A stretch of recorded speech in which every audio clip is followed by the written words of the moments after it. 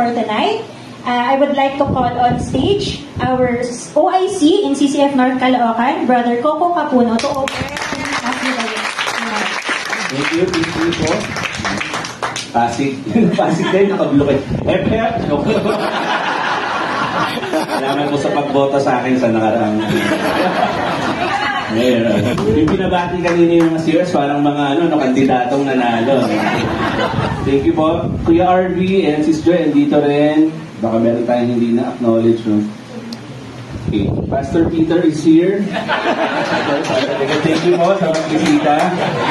Okay. So, yun po, again, welcome. Again, happy anniversary. Pakibati yung katabi.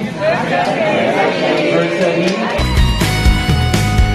Matchless, nothing in heaven or earth.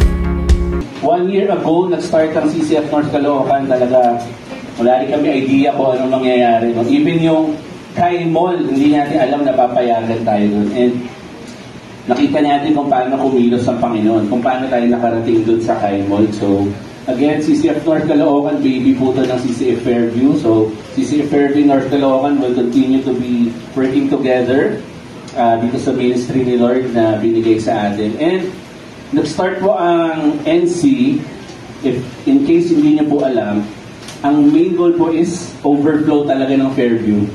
Diba? Yun po yung main goal nung nagpa-survey tayo dito. Sino yung mga tiga-NC? Dami.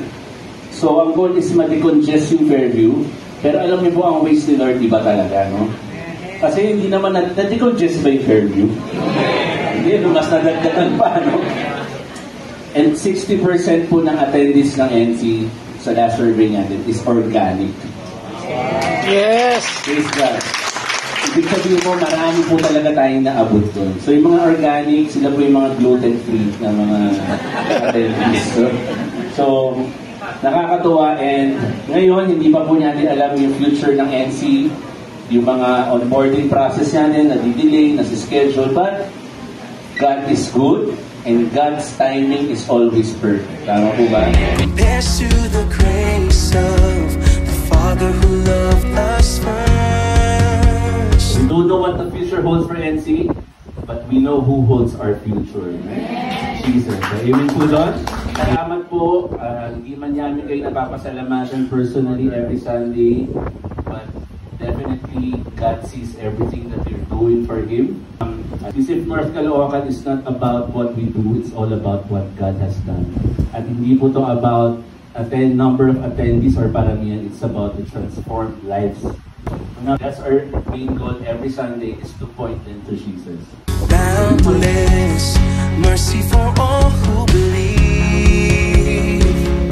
And to sum up Paul's instruction to Titus, to the Cretans, so somehow sinabi ito, is instructing them not to be assimilated to what the culture dictates, but it is walking side by side with Jesus. And apart from the work of the Holy Spirit, we cannot do it.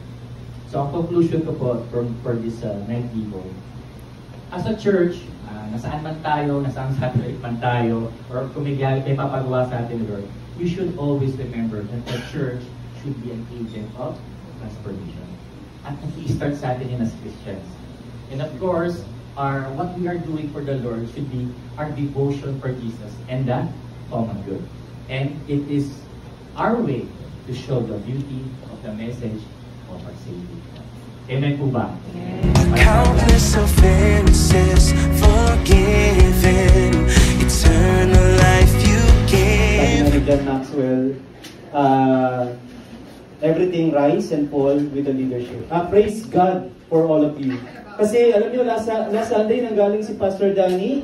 Ang ganda ng kanyang remarks sa CCF North Caloocan. Sabi niya, Pastor June, ang mga tao very responsive, ang leadership dynamic, ang mga volunteers, they're very, very passionate. Sabi niya, talagang satellite na ito eh. So, eternal life you give by your love, so graciously poured out.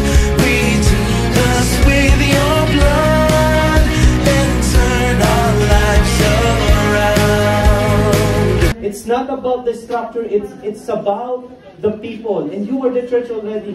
Hindi pa man tayo official satellite, wala pa man tayong place of our own, but through you, diba?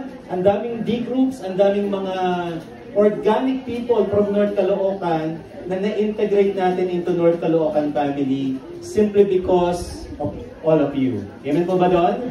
It's not about us, it's all about God's glory. Let your love in our lives overflow. A witness to the world. God, let your church be known. Masarap na fulfillment talaga sa buhay yung gamitin ka ni Lord para sa mga ganitong bagay. And natutuwa po ako sa inyo. You are doing it the right way. You are starting right. And we are establishing a foundation that is very important para in the future this satellite will continually impact our community. By your love.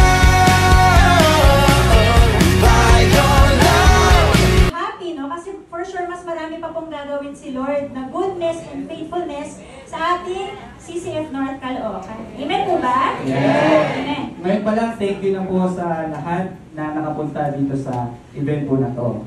Ayan. And tonight is also a testament of God's faithfulness and His unending grace. He has been faithful with our pastors, workers, volunteers, and all the members of our congregation to be united in one purpose, serving God's people in different walks of life. By your love. By your love. Ang mahalaga kung ano yung ginagawa natin, yung D-groups natin, yung mga ministry natin, let's pour out. And ako, makita ko lang kayo na kanina naglalaro kayo, nag-observe ako sa likod.